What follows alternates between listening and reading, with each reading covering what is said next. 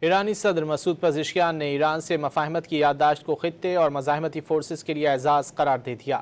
قومی کانفرنس سے خطاب میں پزشکیان نے واضح کیا کہ اسرائیل کی جانب سے معاہدے پر رونا دھونا ثابت کرتا ہے ایران خطے میں فاتح بن کر ابھرا۔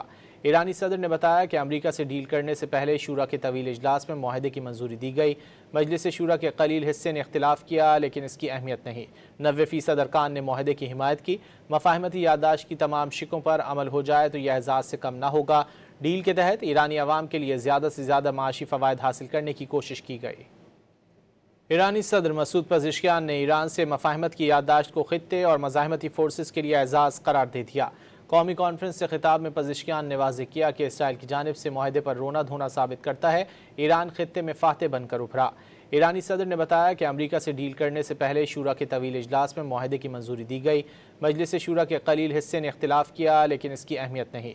90% ارکان نے معاہدے کی حمایت کی۔